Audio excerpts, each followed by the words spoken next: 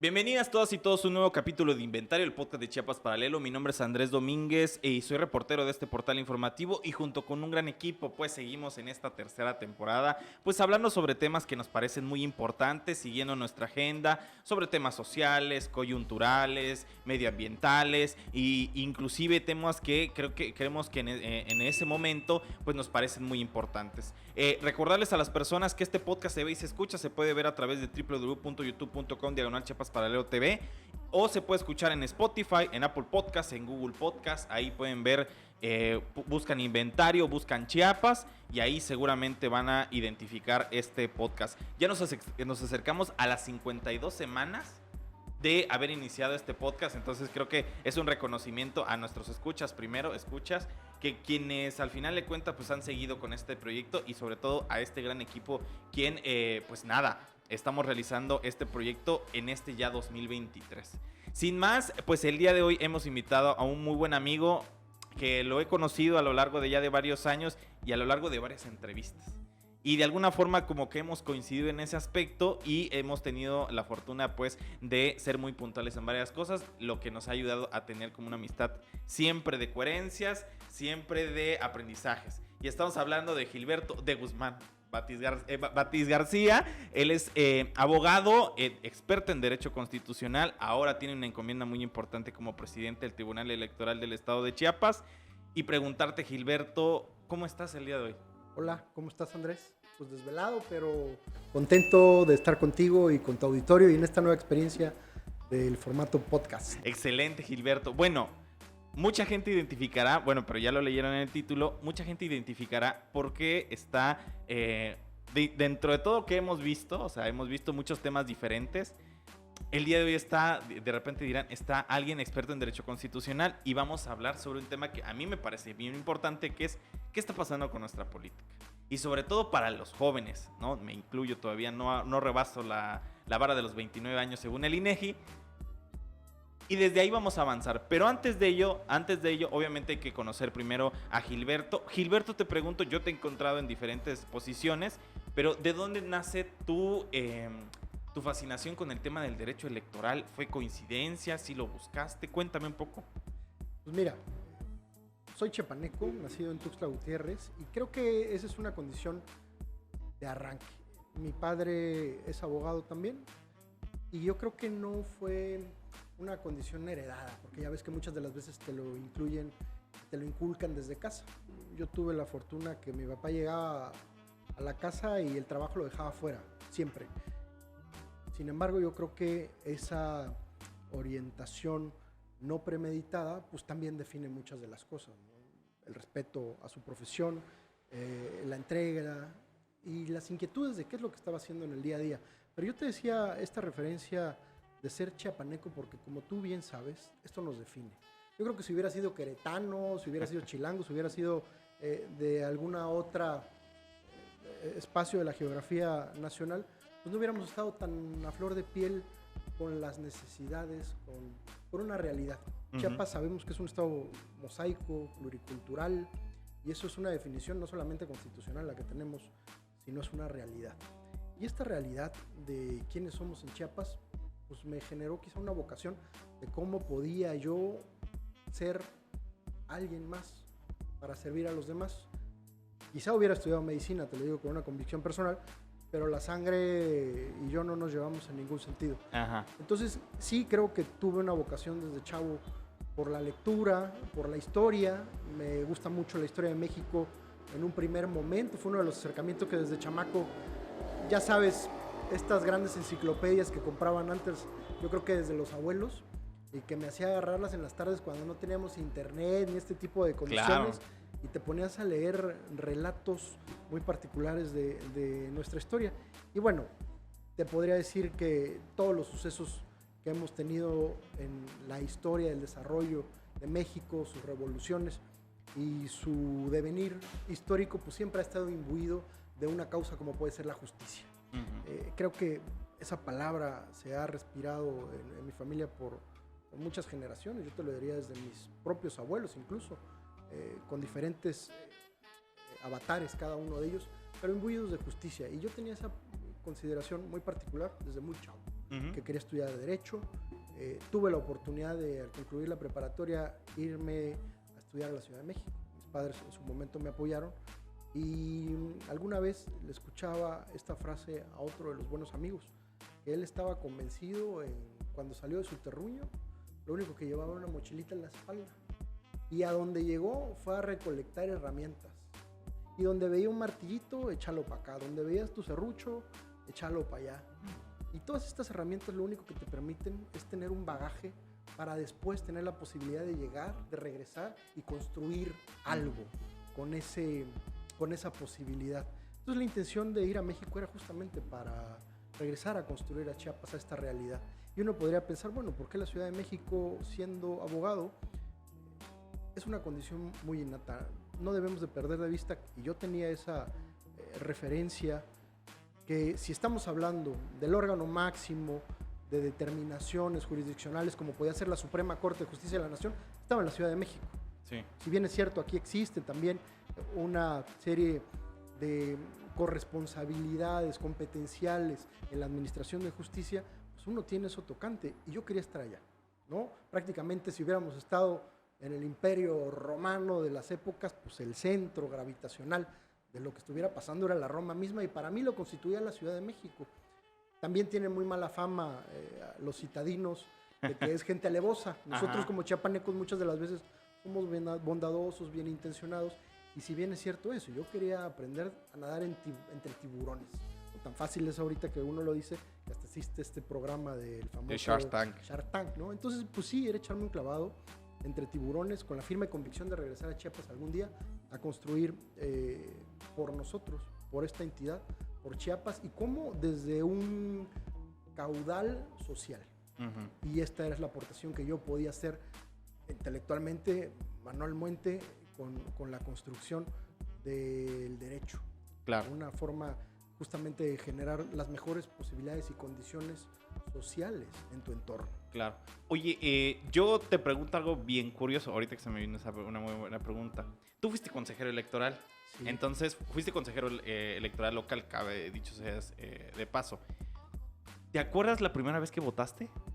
¿Cómo fue? ¿También te salió esa sensación de ya quiero mi credencial porque quiero ir a votar? ¿Cómo fue?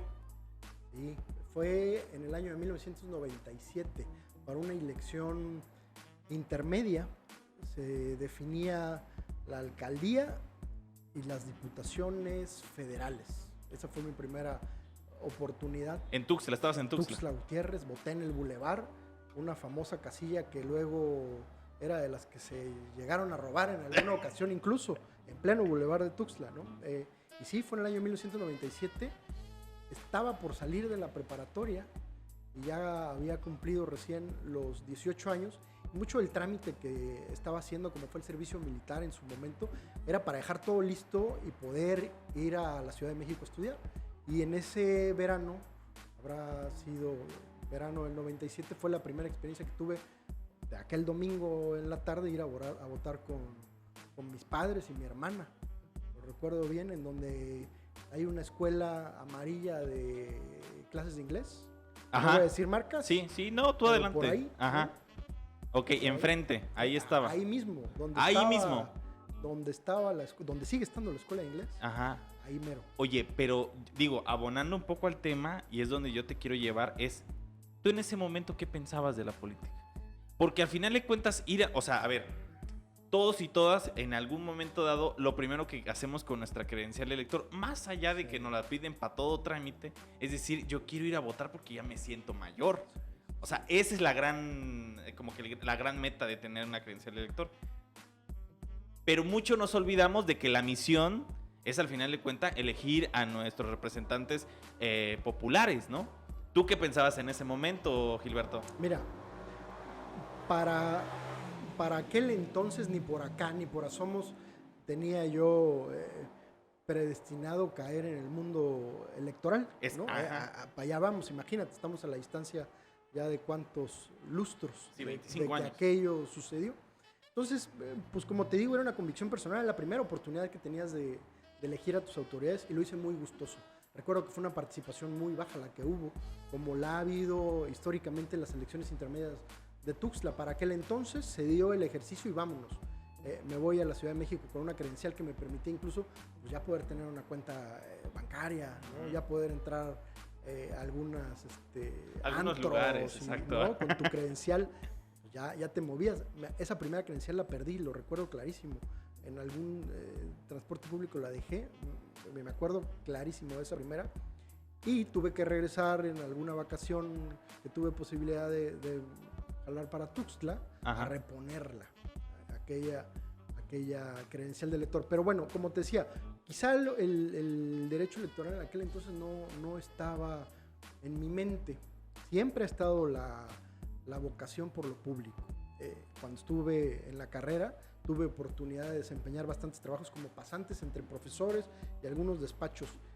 No es por hacer menos, ni mucho menos a la profesión de abogados, que puede ser ejercida ampliamente, pero yo sabía que lo mío no era lo litigioso. Yo sabía que lo mío en ese momento no me sentí con una acercamiento, atracción para materia penal, para materia mercantil, para materia civil, no.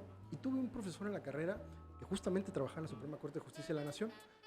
En aquel entonces trabajaba en la ponencia del ministro Azuela, todavía lo recuerdo, el maestro Fernando Flores Trejo, llegó a ser su secretario particular y me formó en muchos sentidos con la materia de administración de justicia que me daba en aquellos entonces. Y desde aquel entonces yo te podría decir, pues que yo dije, bueno, no es lo mismo pedir que impartir justicia. Y mi convicción, dije, pues mientras voy a estar en México, va a ser trabajar en lo que nada más pueda llegar a hacer aquí, aprender aquí. Y fue incorporarme a la Suprema Corte de Justicia de la Nación. Tuve la oportunidad de desempeñarme en la Suprema Corte de Justicia de la Nación durante los últimos 6 años de mi estadía en la Ciudad de México, pero ahí ya con esa convicción y ese desenvolvimiento que la vocación era justamente por la administración de justicia. Y lo sabroso del tema en la Corte, que también fue parte de la maestría en la que tuve oportunidad de especializar en Derecho Constitucional, pues fue eso, ¿no? Hacer un análisis del deber ser normativo, que es el documento fundacional, como la Constitución. Y en la Constitución encontramos prácticamente el esqueleto de todo nuestro Estado. Y está como uno de los andamiajes indispensables de lo que es la Constitución, por la integración del poder, el control del poder y el ejercicio del poder. Los órganos, justamente como la Corte, funcionan para eso. Hoy lo vemos en muchos tipos de debates. Lo que dicen, no, hombre, no le dio el saludo, no lo dice, que existen tensiones entre los poderes, justamente, que integran al Estado mexicano, pero lo que tiene que existir es esto, este equilibrio entre poderes por un ejercicio. Y este ejercicio del poder no lo debemos de perder de vista, que siempre es en beneficio de la ciudadanía, en diferentes estratos. Entonces, cuando yo tuve el primer acercamiento con el derecho electoral, para mí fue muy fácil, por así decirlo, a pesar de no conocer todo el entramado normativo que existe en la materia electoral de alta especialidad, porque pues era interpretación constitucional. Los apartados de la propia Constitución son los que dan pie al desenvolvimiento de todo este articulado, y se me hizo muy sabroso. Y estando naturalizado justamente con esta teoría constitucional del ejercicio y el control del poder, pues el derecho electoral me pareció fascinante. Y yo te pregunto, digo, y aquí sí abono a mi mala memoria o buena memoria, pero hay que señalar que el tema electoral es un tema muy joven. O sea, demasiado joven. Si no tengo mal recuerdo, creo que el INE se creó en el 97 o erro. Como instituto autónomo, sí. Como instituto autónomo, ¿no? Y cabe señalar que antes de ello, la Secretaría de Gobierno era quien realizaba las elecciones populares, ¿no? Pues recordemos que era prácticamente los propios diputados y la Secretaría calificaba, ¿no? Y después se hizo un Consejo Ciudadano a principios de los 90 que dio pie al Instituto Federal Electoral. Y además de esta organización, porque son como dos etapas en el quehacer electoral, la organización electoral y la calificación de estas elecciones, que justamente dio pie posterior a la creación del hoy INE, IFE, de esta organización, y el entramado normativo de los propios partidos políticos, que viniera un tribunal a calificar todas estas actuaciones electorales. Que hoy en día tenemos una alta jurisdiccionalidad de todas las actuaciones de los propios partidos, de los aspirantes, de los contendientes y de las autoridades electorales, ¿no? De todos aquellos que estén involucrados en el quehacer del ejercicio de los derechos políticos electorales, tanto activos como pasivos. Claro, Sí. y yo ahí justo me pongo a pensar de que al final de cuentas parece sencillo, pero no lo es. De que al final de cuentas podemos decir que esta especialización tiene menos de 30 años, o sea, menos de 40, eso sí seguro, ¿no? O sea, Sí, menos claro. de 40 años que puede ser representar cualquier vida terrenal. A ese punto es el que yo voy, ¿no? Y cómo nuestras complejidades, y yo sigo abonando de que pareciera que ya todo está dado, pero no. Y cómo en poco tiempo sí se ha avanzado, al menos yo lo he podido visibilizar en temas que sí son críticos, ¿no? La paridad de género, la cuota de jóvenes, o sea, como que hay temas que se han avanzado prontamente y que han incomodado mucho al entramado. Ahora, yo te preguntaría, de alguna forma, si tu interés ya era formar parte como funcionario público, o sea, tú te veías desde joven, o sea, ya como universitario dentro de las instituciones y sobre todo en instituciones en Chiapas, porque, bueno, cabe señalar, han existido grandes jueces en Chiapas que han sido reconocidos a nivel nacional, inclusive integrantes de la Suprema Corte de Justicia de la Nación, el órgano máximo a nivel nacional, que han sido de Chiapas, pero que de repente se les reconoce que son de acá, o que, bueno, independientemente de eso. La idea es eso. ¿Tú siempre quisiste estar acá, trabajar acá? Sí, mi intención siempre fue regresar, ¿no? Yo me iba, como te digo, con una firme convicción de regresar y tuve que tomar esa decisión en un momento determinado de mi vida. Justamente decir, bueno, si me sigo quedando acá, va a ser muy difícil que yo regrese. Y entonces tomé la determinación de regresar y empezar a construir acá de buenas a primeras en lo profesional. Me veía en las instituciones, sí, creo que también se requieren ese tipo de perfiles con una convicción de lo que estás haciendo del servicio público, desde luego. Y como te digo, en la administración de justicia como tal, como bien lo dijiste, consejero electoral fue uno de los roles que he desempeñado, pero anteriormente también fui consejero de la Judicatura del Estado de Chiapas, que eso es parte integrante del Poder Judicial del Estado de Chiapas, con esta misma convicción de integrar instituciones que se encargan de la administración de justicia. Creo que eso es bien importante para los chavos hoy en día, saber, primero escoger una carrera, ¿no? Creo que, y te lo digo hasta con conocimiento de causa por mis hijas, la familia, siempre es bien importante tener en claro qué es lo que quieres hacer en tu vida, ¿no? A qué te quieres dedicar. Muchas de las veces podemos escogerlo. Y cuando tienes esa virtud o esa dicha de saber qué es lo que quieres hacer en tu vida y tienes la posibilidad de intentarlo, pues creo que no la tienes que pensar dos veces y vas sobre eso. Y una vez que escogiste esta herramienta de trabajo que va a ser la carrera, diferente va a ser a qué te vas a dedicar con esa herramienta, con esta carrera. Que aquí hay múltiples posibilidades, lo sabemos desde la abogacía, desde la propia postulancia y el servicio público. Y tener esta convicción de servicio público creo que también es determinante.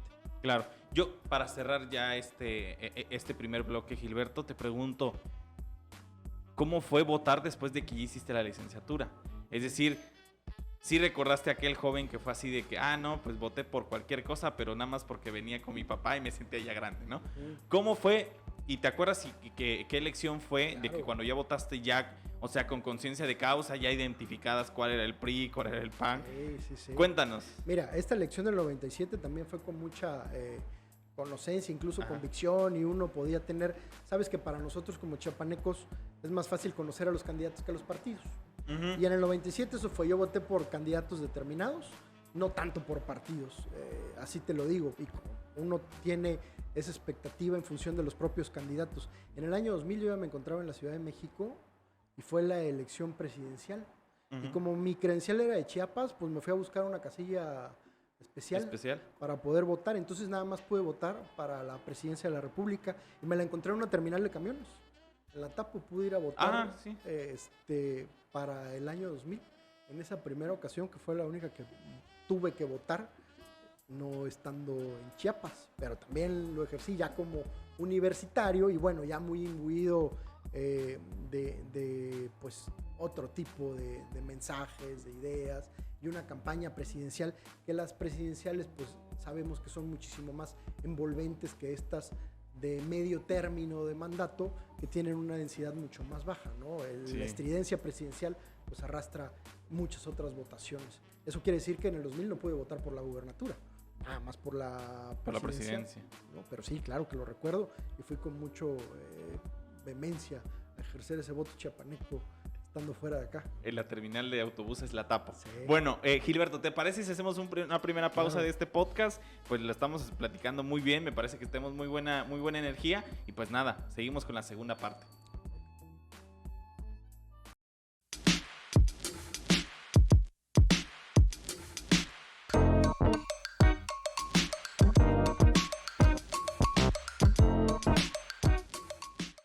Y regresamos en este segundo bloque hablando con Gilberto Batis García, hablando sobre, bueno, en general sobre por qué los jóvenes, y es la pregunta ya dinamizadora que te tengo, y la misión del por qué tenemos aquí a Gilberto, y le agradecemos muchamente su honestidad, ¿no? La pregunta es, ¿por qué los jóvenes, o al menos desde mi percepción y desde la percepción que tenemos muchos y muchas, creo, no están tan cercanos al tema de la democracia, por no decir coma, slash, igual o lo que tú digas, a los partidos políticos, ¿no? Yo te lo puedo asegurar de forma muy cercana. Yo sí, no sé si por los privilegios que he tenido, por las personas que he sentido, pero sí creo que la gran mayoría de las personas, al menos en mi círculo más o menos cercano, no se refieren a algún partido político en particular y no se sienten identificados. Ejemplo, tuve la oportunidad de estar en un país extranjero donde habían 3 partidos políticos bien identitarios, uno de izquierda, uno de centro y uno superderecha, ¿no? Y la gente no te decía explícitamente que quería, ¿no? Pero sí como que se identificaba y eran partidarios toda la vida. Este tema de la militancia, ¿no? De que son militantes.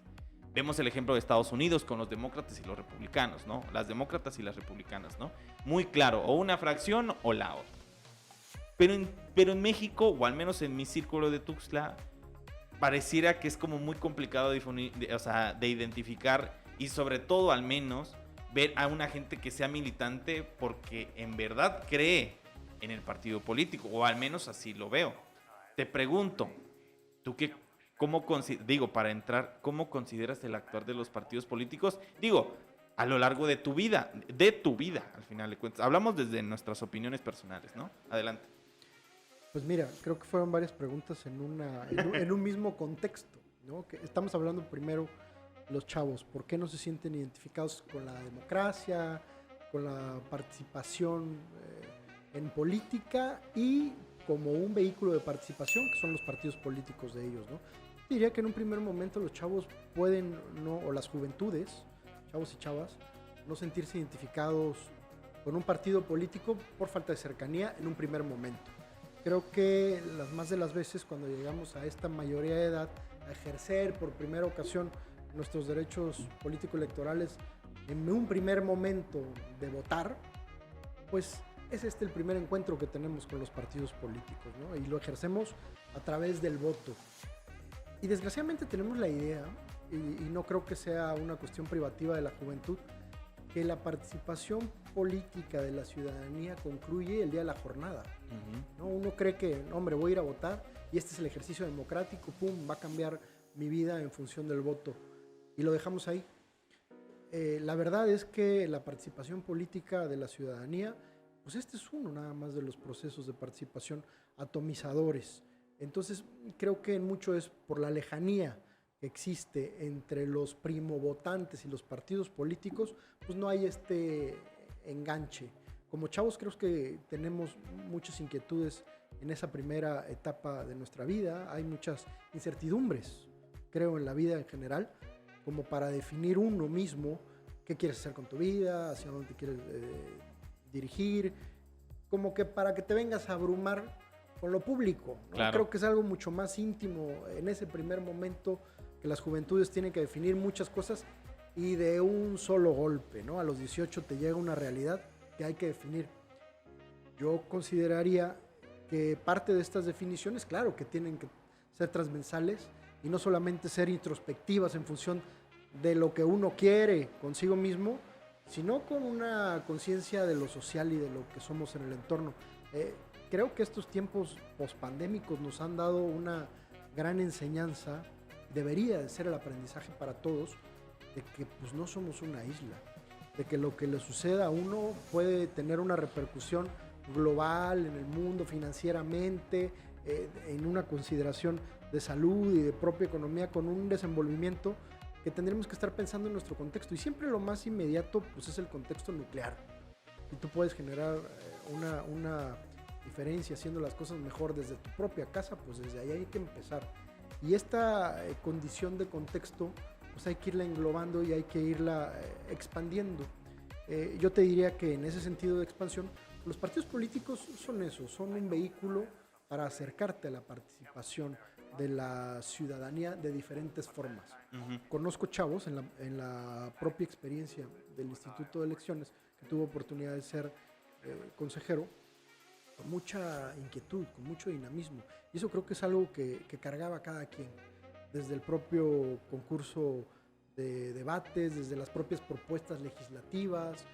Hay mucho dinamismo de las propias juventudes y ese tiene que ser catalizado por los partidos políticos. ¿Qué me decías de los propios partidos? ¿Cuál es la inquietud? Pues los partidos son entes de interés público, como lo dicen, y la propia definición de ser de interés público tiene un origen y es que viven con financiamiento público. Exacto. Todos mantenemos a los partidos políticos y por eso son de un propio interés público. Y creo que hay partidos que han sabido jugar ese rol por sus propias características, por sus propias circunstancias y de saber acercarse a las juventudes. Hoy en día, como lo decimos, cada vez tenemos sociedades mucho más convulsas, mucho más complejas en términos de un entorno. Y estas complejidades y estas convulsiones, hay partidos que las han sabido capitalizar. Creo que tiene que ser eso una convicción de los propios partidos para irse identificando, para ir generando sus propios roles. Creo que son necesarios los partidos para el desarrollo de la vida pública, porque al margen de los partidos existen también las candidaturas independientes. Exacto. Fue algo que tuvimos oportunidad de explorar, incluso uno de los primeros acercamientos que tuvimos ahí, Andrés, de Tu Quehacer, fue justamente esta participación de la ciudadanía como una voz independiente al margen de los partidos políticos. Ambas formas son necesarias para la propia sociedad, pero al tener los partidos políticos o haber tenido durante tanto tiempo el monopolio justamente de la postulación, hay una gran responsabilidad en ellos. Claro. Hay muchos que creo que al día de hoy lo están asumiendo y como bien dices, ha habido la ganancia de un gran techo y cada elección es una oportunidad, una experiencia para ir ganando trecho democrático. Ha habido reformas que se han dado a partir de determinaciones jurisdiccionales, como bien lo decías tú en un primer momento, las cuotas, ahora una consideración paritaria a nivel de la propia Constitución. Y no estamos hablando solamente de género, sino también de los espacios que puede ir ganando la sociedad en términos de vulnerabilidad y que puedan tener todos espacios de representación en donde también se encuentran las juventudes. Los partidos políticos en Chiapas en esta ocasión tuvieron también la obligación de postular jóvenes en un porcentaje determinado de sus propias candidaturas, y ese es un trecho que hay que irle ganando. Creo que deben de ser los partidos lo suficientemente inteligentes para caerle. No voy a hacer yo comerciales, pero los hay.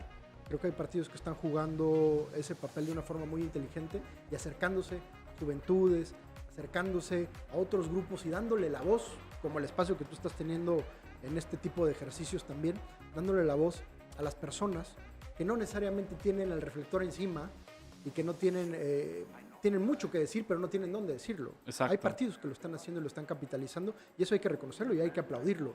Porque como te digo, tienen una responsabilidad, tienen un financiamiento para llevar a cabo estas funciones.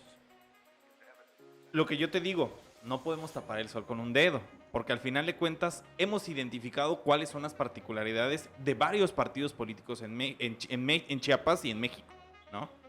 En Chiapas vemos este tema de la despensa, este tema de que se ha vuelto cada vez más común de el qué me das y yo qué te doy. Te pongo un imaginario. Imagínate el joven estudiante que de repente tiene que trabajar y que tal vez no tiene otro financiamiento, pero que el día del voto le dan 500 pesos, ¿no? O sea, y tú también lo decías. Hay partidos que lo han capitalizado y de repente dicen, no, que utiliza esos 500 pesos y es de lo que nos queda. Pero al punto que te quiero llevar, la realidad, o al menos la gran mayoría de las personas, sí vive un tema transversal con el tema de oportunidades. Y sobre todo en jóvenes, ¿no? Yo te pongo a pensar ahí en de qué está pasando, porque al final de cuentas nosotros elegimos cada 6 años o cada 3 años a ciertos representantes populares, pues, para que nos generen oportunidades. Pero los jóvenes, no sé tú, digo, de alguna forma, yo porque estoy un poquito más vinculado con el tema de dar clases y eso, pero al joven lo veo decepcionado. No sé, ¿tú qué tienes? ¿Tú crees que el joven está decepcionado de su democracia? Yo creo que... Bien complejo. O sea, Sí, yo sé que te claro. estoy ahí Sí. complejizando, pero Sí, ¿tú crees sí, que sí. sí? Mira, ¿qué te diría yo? Yo creo que el que menos trecho tiene para decepcionarse es el joven. Porque la decepción tendría que partir en función de una experiencia adquirida, de una expectativa y de algo que no se realizó. Entonces, puedes tener frustraciones, creo, como juventudes, de una expectativa. Pero la frustración y la decepción yo creo que se la tienes que dejar a alguien que tiene un trecho muchísimo más recorrido y que esas expectativas no se han logrado cumplir. Como juventudes, me gustaría alentarlas a esa responsabilidad de que, a ver, los que tienen el futuro en sus manos son los jóvenes. Entonces, no creo que deba de haber cabida para la decepción todavía. Vaya, sería derrotista pensarlo. Claro. Y si algo identifica a las juventudes, pues es el espíritu revolucionario y justamente la capacidad, la energía para querer hacer el cambio de las cosas. Entonces, yo te diría que no. Yo confío en la humanidad en general y las juventudes tendría una naturaleza misma que sería antinatura de la propia juventud. Ver a un joven decepcionado es tanto como verlo caído de brazos. Y yo creo que las juventudes son los que más energías tienen y más capacidad y más posibilidades, no solamente temporales, para generar estos cambios que se necesitan. Claro. Entonces, yo te diría que no. Ahí puede haber alejamiento, pero también hay otros vehículos, ¿no? Hay activismo social de muchos y muchas jóvenes, muchas mujeres, las veo hoy en día, con diferentes banderas, Sí. que ese activismo es eminentemente político, porque lo que están buscando es propugnar por espacios de decisión, por espacios de visibilización, justamente hacer visible lo invisible, como ellos lo decían, cuestiones que parecían que se estaban realizando en lo oscurito y que hoy lo llevan como una denuncia, como una demanda, como una manifestación de ideas que justamente eso, van ganando trecho en lo público, y eso es de aplaudir. No necesitan muchas de estas mujeres valientes a los espacios públicos o los partidos para que eso se visibilice. Y hay partidos políticos que hoy ya tienen, más allá del mandato constitucional de consignar el espacio en paridad a las mujeres, que lo han entendido.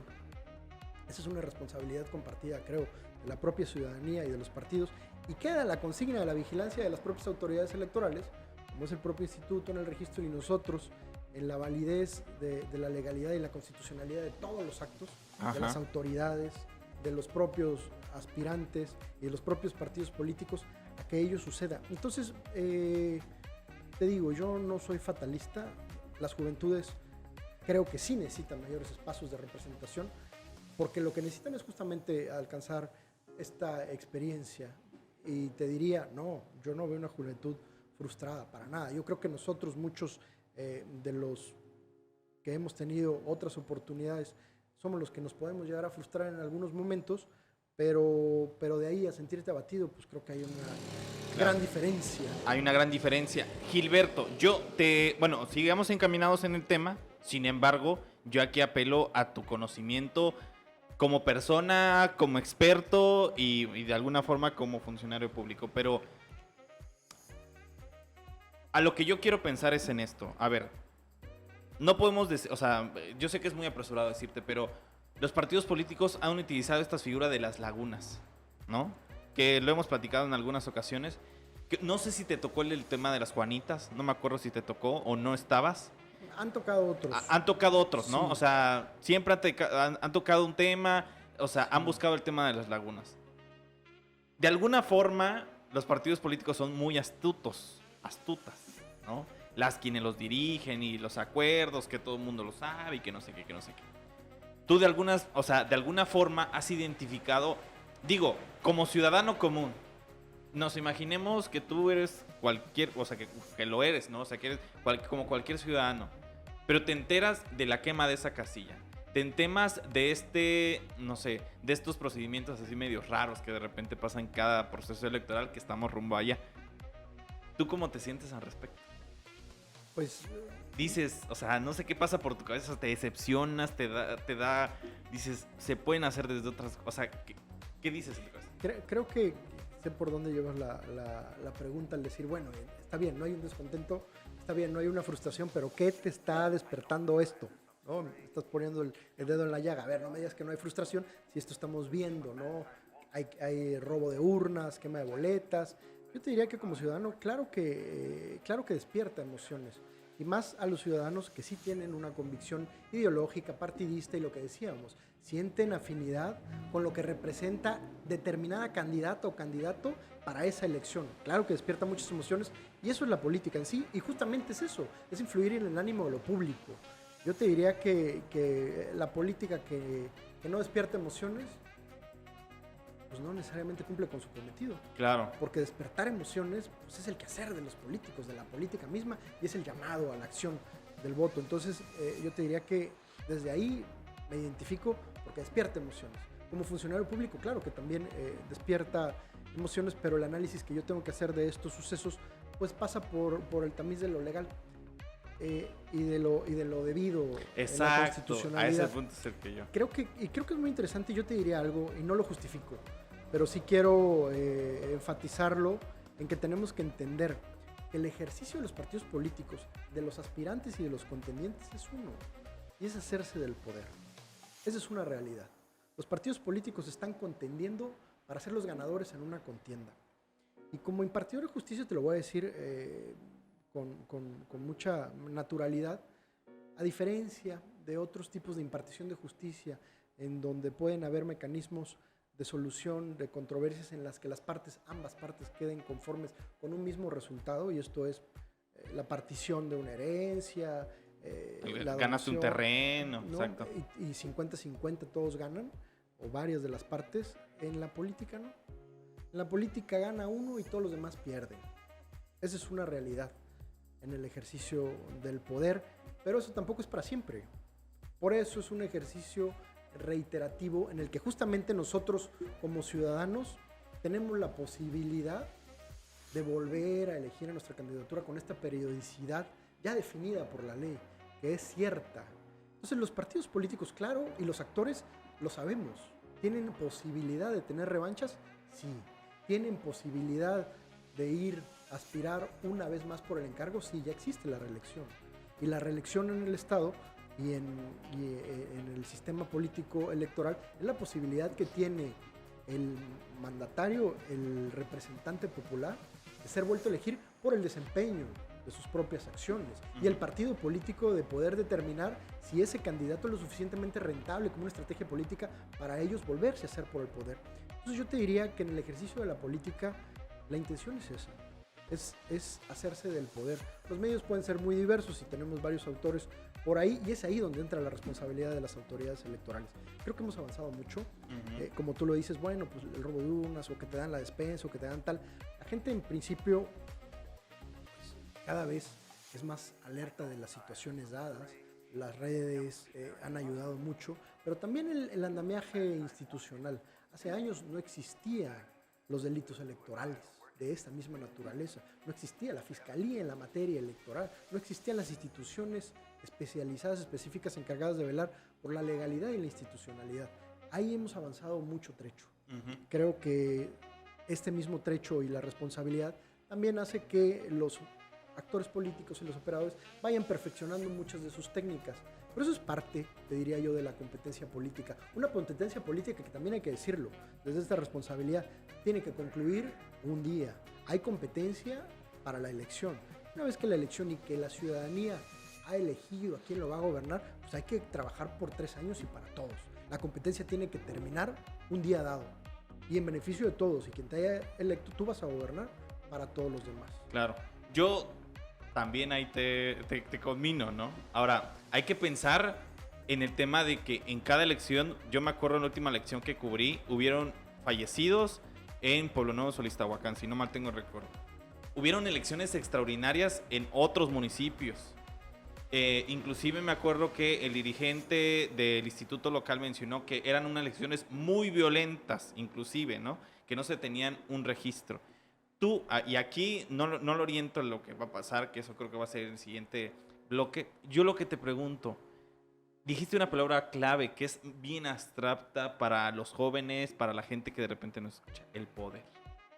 Yo cito aquí y no estoy muy orgulloso, pero me acuerdo que lo tengo muy en la mente como lo dijo Diego Fernández de Ceballos cuando le hace una entrevista a Proceso. Él pregunta ¿qué es el poder? Y de repente dice, pues la gente siempre quiere tener el poder, porque el poder es una droga en la que todos quieren agarrarlo, todas quieren agarrarlo en algún momento, y en algún momento se vuelve tan adictivo que ya nadie lo quiere soltar. ¿Tú crees que así pasa con los partidos políticos en Chiapas? Que están ávidos de poder y que no quieren soltar el poder. Porque, a ver, tú los conoces. O sea, yo no recuerdo, pero sé que se rotan cada cierto tiempo las comisiones, ¿no? La que quejas y denuncias, ¿no? No sé si te tocó. Sí, claro, yo percibí quejas. Entonces, tú estás pues, en tu trabajo y de repente dices, es que esto no lo hacen con la mejor intención de crecer y hacer democracia. ¿Tú crees que sí los partidos políticos en Chiapas tienen ese tema de poder, de hambre de poder, de ambición de poder, por sobre todas las cosas? Yo te diría que no debe ser una condición particularizada de Chiapas, ¿no? Yo creo que, en principio, ¿qué es el poder y cómo te lo definiría yo? Más allá de una droga o cuáles son los efectos que puede despertar en una persona, pues también creo que hay fisionomías distintas y lo que una droga le hace a una persona le podrá hacer a otra de forma distinta. Esos son los cuerpos y ahí tendríamos que partir en distinciones. Para mí el poder es la posibilidad que tiene alguien de que la otra persona lo haga. La posibilidad que yo tengo de combinarte, de obligarte a ti a hacer algo. Y esa expectativa la tiene pues, cualquier gobernante. ¿Por qué? Porque es la capacidad de hacerlo. Es una capacidad de resolución, tendría que ser para la ciudadanía.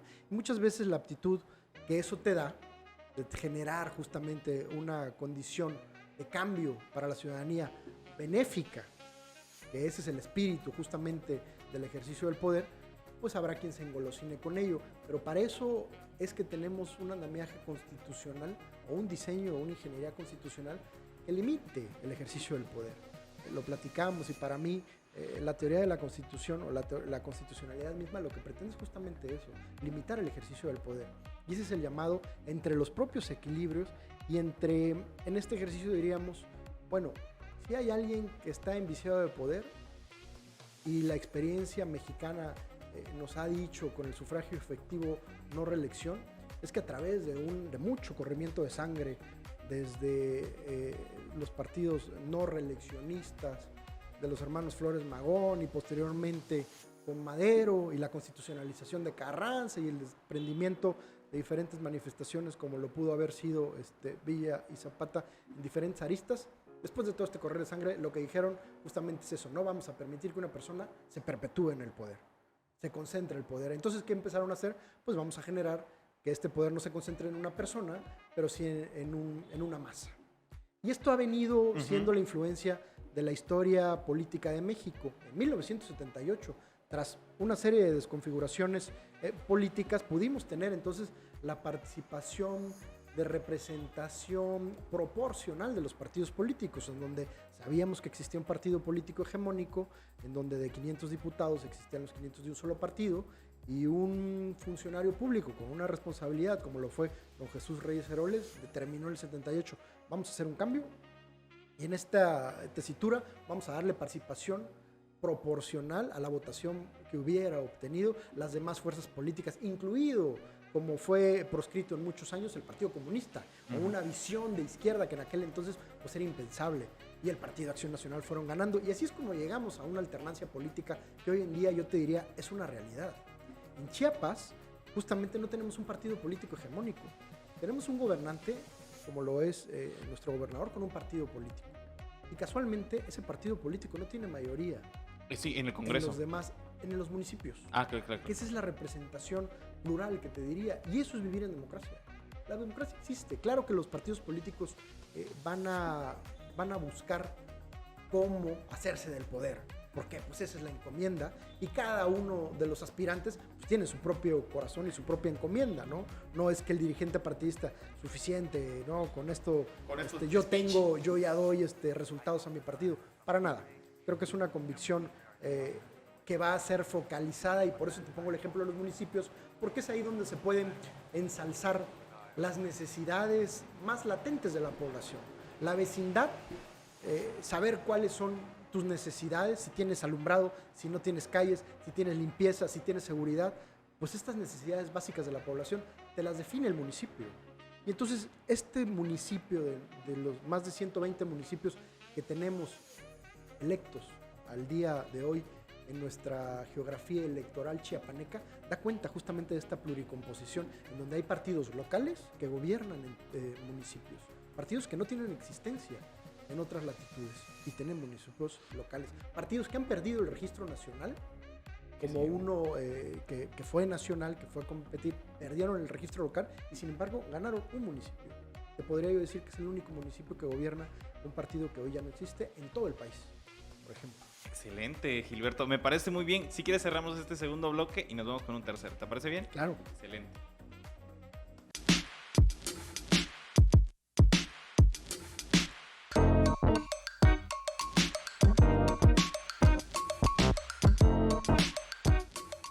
Y regresamos en este en esta tercera parte, hablando con Gilberto Batis García. Gilberto, hemos hablado, pareciera que hemos hablado de mucho, pero hemos hablado bien poquito. Digo, sabemos que es complejo, sabemos que es bien complicado delimitar ciertos y llegar a ciertas conclusiones, pero tal vez el objetivo del podcast pues es de repente sembrar ahí el gusanito o algo que de repente que quieran escuchar las y los jóvenes o las personas que nos estén escuchando y de repente digan, pues no solamente se habla de política en el proceso electoral o el día de la elección, que es algo como que siempre están batallando. Yo te pregunto, y tú lo mencionabas, digo, uno de los temas que se me hacen bien importantes, digo, para aprovecharte al máximo, es decir, ¿por qué estamos votando por personajes y no por políticos? O sea, yo sí ya igualmente creo que estoy visibilizando de que decir, bueno, y de hecho se ha diversificado, ¿no? En el aspecto de que, no, pues yo recuerdo a tal gente y sí, lo voy a votar porque ya lo recordé y ya lo vi y ya hizo esto, ¿no? Pero nuevamente volvemos al tema del principio. Tal vez porque la gente no se siente apegada a estos partidos políticos y cree más en estas campañas de marketing o lo que tú digas. ¿Tú cómo ves ese fenómeno, Gilberto? Yo creo que esta condición de votar por el ciudadano, ciudadana y no por el partido, muchas de las veces se da eso, en lo más íntimo, porque tienes más posibilidad de conocer al candidato, candidata, ¿no? En un municipio, en alguna diputación, en donde tú sabes quién te está representando, pues es más factible que votes por la persona que está siendo propuesta como candidata al partido político muchas de las veces.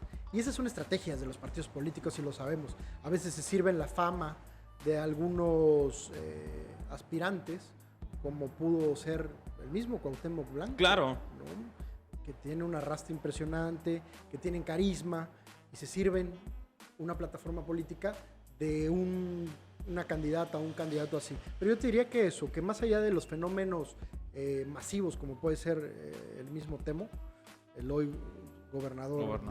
De Morelos, creo que sucede más en lo íntimo, en lo local, en donde un personaje de la comunidad es bien conocido. Ahora, como decíamos, si existe esta lejanía con los partidos políticos o si existe el desconocimiento de las plataformas y de lo que representan las opciones políticas dentro de sus propios estatutos y plataformas políticas que ofrece cada uno de los partidos, pues va a ser más difícil que el votante se identifique con cada uno de estos políticos. Ojo, hemos ido cambiando también el umbral que tienen los partidos políticos para conservar su registro.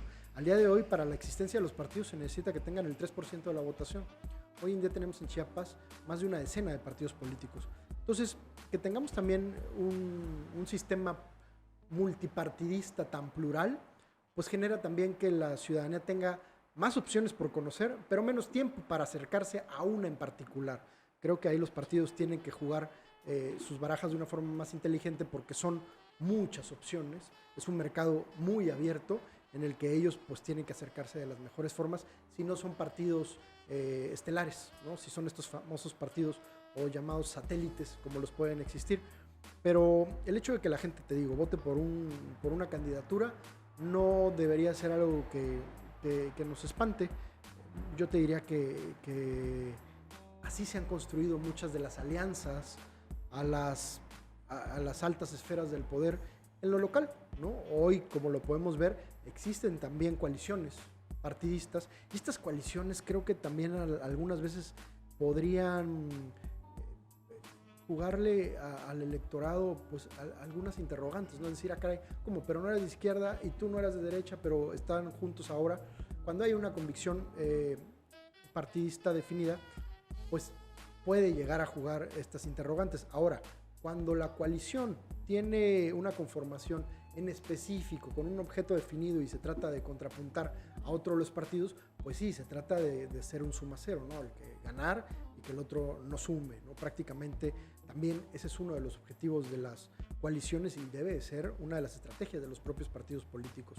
Ahí, como te digo, los partidos tienen que ser lo suficientemente inteligentes y pensar en cómo generar esta votación, más ahora teniendo las cercanías de las redes sociales, ¿no? Sabemos que antes las elecciones duraban, entrada del proceso era muchísimo más amplio, porque era una forma más difícil de acceder al puerta por puerta, al llamado, y ojo, generaba también muchísimos más gastos. Recordemos que había campañas a la presidencia de la República que duraban 6 meses. Claro. Incluso cuando eran candidatos únicos, como lo fueron algunas candidaturas de los 70s.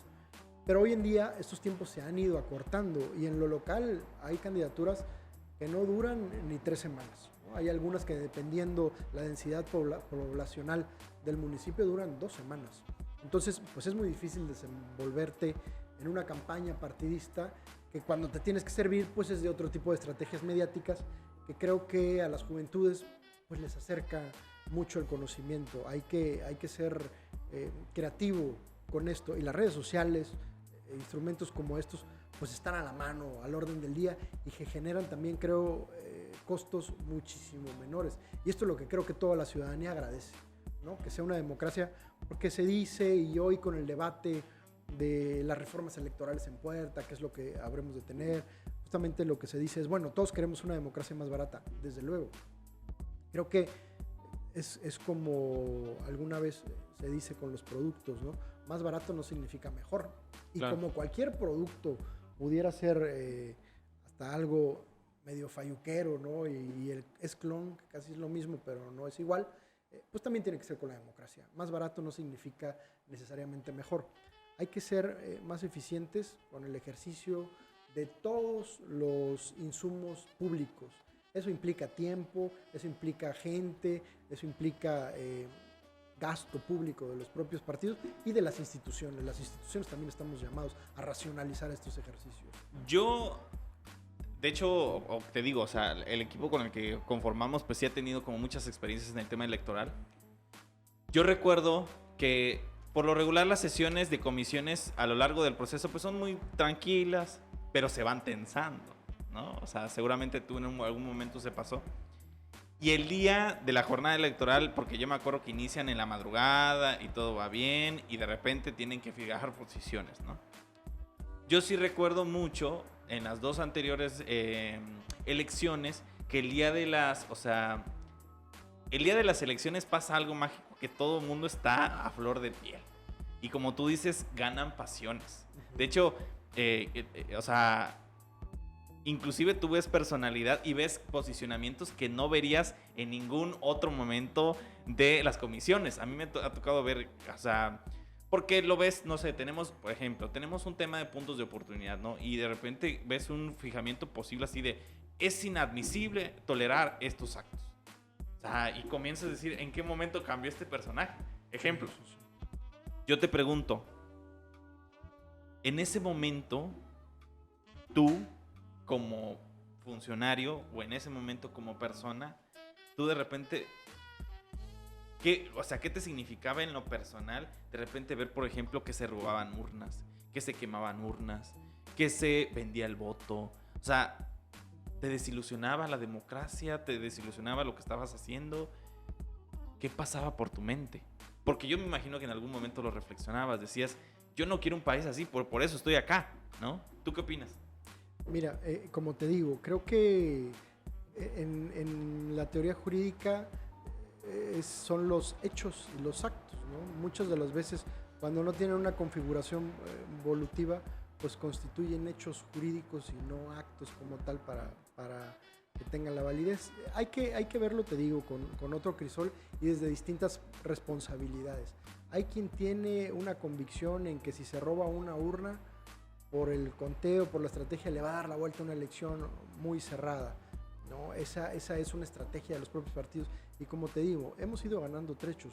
Desde esta responsabilidad, y te lo diría, hay que ser muy prudentes con las pasiones. Los propios partidos políticos, como lo dices el día de la jornada, lo que despliegan también son estrategias políticas. Son posicionamientos, son dichos que les van a permitir justamente mandar un mensaje a sus electores.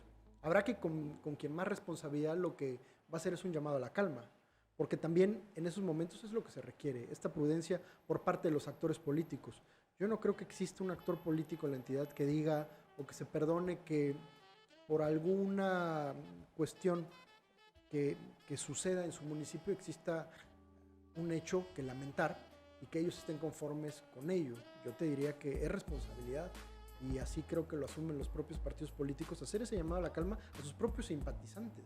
Se hacen al mismo seno del propio Consejo General durante la propia elección para que ellos puedan transmitir esa tranquilidad, y habrá quien trate de transmitir algún otro tipo de consideración desdoblando un discurso propagandístico incluso, ¿no? Es válido. Los partidos lo que tienen es justamente una pretensión política.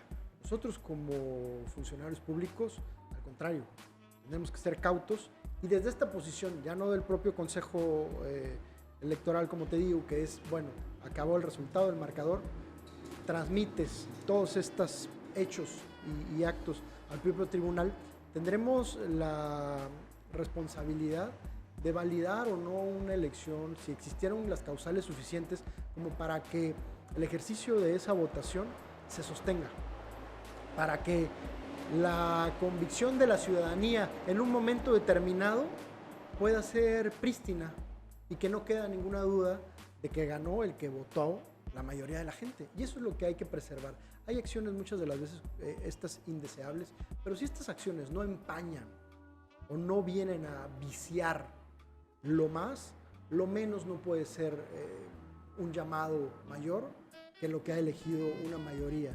Siempre justamente el derecho electoral tiene también esta convicción de preservar los actos válidamente emitidos. ¿Por qué? Porque lo que estás tratando de hacer es garantizar que lo que la mayoría eligió se preserve.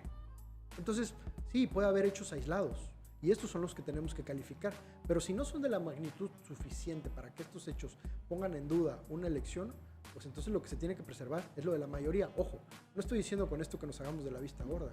Estos mismos hechos tienen que ser señalados por nosotros, y muchos de ellos acarrean posibles nulidades de la elección. Hemos tenido en la historia reciente de nuestro estado nulidades de elecciones y llamados a elecciones extraordinarias, justamente porque las elecciones no concurrieron como debían de haber sido. Y esto no acaba en lo electoral. Yo te podría decir que muchas de estas acciones no pasan por el tamiz del derecho electoral. Tendrán otro perfil que tendrá que ser de la índole penal, y serán otras las autoridades que les corresponda deslindar este tipo de responsabilidades, pero ya no es un ejercicio del derecho político electoral, ¿no? Aquí lo que tiene que tener confianza la ciudadanía es de salir a votar en un ejercicio plural, un ejercicio abierto, y que justamente su voto va a ser contado, y que el voto emitido libre, válido, va a ser preservado, y que cuando existen ese tipo de actos habrá autoridades que lo que justamente puedan hacer preservar es un Estado de Derecho, es el imperio de la ley. Claro. Gilberto, te voy a hacer una pregunta ahí. Lo decíamos al corte. El IEPC y la Femex Food. Ustedes son el árbitro. Podríamos decir que, como tú dices, los partidos políticos juegan uno contra uno, ustedes son el árbitro, las árbitras, está el IEPC y todo bien. Sin embargo, como todo buen árbitro, porque solamente son tres, digo en esta metáfora del fútbol, todo mundo le grita que es vendido y vendida. Todos. Sí. El mismo equipo, el otro equipo, la gente de un lado, la gente del otro, inclusive hasta los mismos árbitros se dicen, no, este está jugando para este lado, este está jugando para este lado. Ahora, viene una próxima elección en 2024, sabemos que es cambio de gobernador y cambio de presidente, o sea, literalmente un cambio de casi todo, o sea, de todo. ¿Tú qué le dirías a esa persona que de repente dice, el Tribunal Electoral del Estado de Chiapas es vendido? ¿Tú qué le dirías? Como lo dices, las pasiones se desbordan. Yo soy ávido practicante y seguidor de muchos de los deportes. ¿Quién no se ha visto en la lucha libre echando fanfarrias también y en la cancha de fútbol también? Pero a ver, aquí hay algo muy importante y es que nosotros como autoridad electoral lo que necesitamos es transmitir certeza, que nuestras decisiones no solamente están apegadas a la legalidad, sino que respetan el ejercicio de los derechos de la ciudadanía y no solamente para la propia jornada, sino que quien fue electo pueda seguir gobernando por los próximos 3 años. No se acabe ya el ejercicio.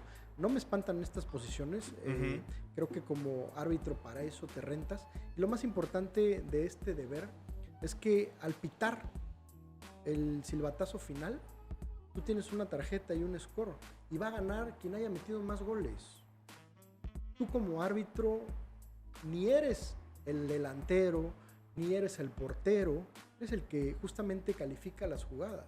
Y estas jugadas tú tienes que dar juego a los propios partidos políticos que lo desarrollen con un fair play. Si hay un golpe, lo marca, se para y se cobra. Donde estuvo el golpe, pero tienes que dejar jugar. Y aquí la gran ventaja es que va a ganar el que haya metido más goles. Esta certeza la tienen que tener todos los jugadores. Y yo te podría decir algo que en el ejercicio de los últimos 3 años lo que se pretende generar esta convicción, desde luego en la ciudadanía, en el ejercicio de su vota, pero también en los propios partidos políticos y en los propios aspirantes, porque ellos van a ser los depositarios de tu función. A mí me deja muy tranquilo, que yo te podría decir en la geografía electoral, que los partidos políticos, y más allá de los partidos políticos, los más de 1000 candidatos a algún puesto de elección popular pueden tener plena convicción. Siempre va a haber alguien que no esté a gusto con el arbitraje, con lo que pitamos en el medio de la cancha, pero todos van a estar convencidos de que fueron vencidos los que no ganaron de una forma legal, que lo que tú pitaste fue porque fue lo que viste en el medio de la cancha. Muchas de las veces, y eso es lo que hay que transmitir, uno podrá tener hierros y podrás haber metido las patas, pero jamás las manos en una jugada. Tú no estás permitido para hacer eso. Y mientras tú le puedas transmitir esa tranquilidad a los jugadores, el juego sale ganando. Y yo te podría decir que esa es la convicción desde este tribunal, que los propios jugadores, que los propios aspirantes, que los propios contendientes y los propios partidos políticos tengan esa tranquilidad de que el árbitro está jugando en esas condiciones, porque ellos van a poder transmitir a la ciudadanía esta tranquilidad. Y la ciudadanía, como te digo, va a tener convicción del ejercicio de sus propios derechos, que no concluyen con la jornada electoral, pero eso sí sería tema para otra amplia conversación. Claro. Oye, Gilberto, primero te quiero agradecer infinitamente porque, pues como te dije al principio, o sea, eres el primer funcionario público que traemos. Sé que es complicado porque ser funcionario público implica cierta solemnidad, cierto tema de resguardo, y al final de cuentas es válido, creo, en todas las posiciones. Y sé que también te pinté como preguntas que no son tan todo sencillas y que sí conflictúan, ¿no? Te agradezco esa sinceridad, te agradezco también la amistad, que sé que confiaste en ese aspecto. Yo solamente te quiero decir una cosa, alguna reflexión final que tengas del proceso electoral hacia los jóvenes en general. Estudio el micrófono. Mira, te agradezco el espacio. Medios como los tuyos siempre son muy importantes porque invitan a la reflexión. Y como funcionario, ahora que me lo dices con esta responsabilidad que vengo, no me puedo quitar el saco de funcionario, lo hago con esta misma responsabilidad, pero también lo hago de frente a la ciudadanía. Estamos obligados nosotros en un ejercicio de transparencia a rendir cuentas. Y esto también, hablar de lo que estamos haciendo, hablar de la visión que tiene el tribunal y de por qué hacemos las cosas y cómo las estamos haciendo, pues es hablar de cara a la ciudadanía. Uno de los principios del derecho electoral es la máxima publicidad. Y en esta máxima publicidad, tener estos espacios para que la ciudadanía conozca de frente, de cara, quiénes son los que están decidiendo y por qué estamos decidiendo, da tranquilidad en las determinaciones. Este es como el VAR. ¿no? Que la gente conozca lo que estamos decidiendo y por qué lo estamos decidiendo, es ver una repetición y que pueda permitir esta reflexión de lo que estamos haciendo. No se hace a oscuras. Las determinaciones no se toman en el oscurito, se toman porque hay una determinación de peso y porque alguien tiene la razón.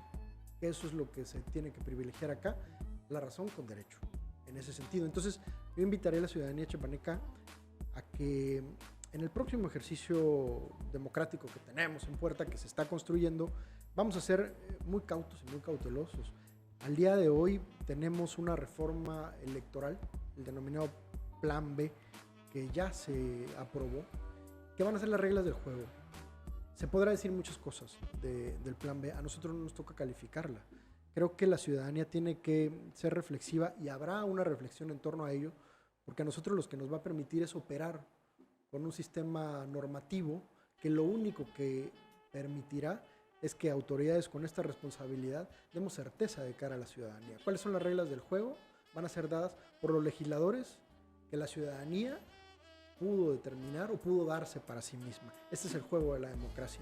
Si son las mejores o no son las mejores reglas, esto también ha sido cíclico. Como te digo, el derecho electoral ha sido cambiante, ha sido dinámico, y en el ejercicio justamente de validar los esfuerzos evolutivos, pues hay varias autoridades. Tendremos que preservar que estos actos sean constitucionales con el decir de la Suprema Corte, y una vez que tengamos reglas definidas, no me queda duda que el sistema de medios de impugnación tendrá que ser impactado en lo local. Tiene que haber un análisis en lo local para que tengamos también nosotros reglas claras. Eso es lo más importante, que sepan todos los actores de los que estamos hablando, los aspirantes, los partidos políticos y la ciudadanía, cuáles van a ser las reglas del juego. Y con esas reglas del juego vamos a operar. ¿Cuánto va a medir la cancha? ¿Cuánto mide la portería? ¿Qué peso tiene el balón? ¿Qué tan lejos está el manchón penal de la misma portería a la hora que vayan a patear y no se lo estén cambiando? Estas son las reglas del juego que nos tenemos que dar, y mientras tengamos esta certeza, creo que vamos por buen camino. Excelente, Gilberto.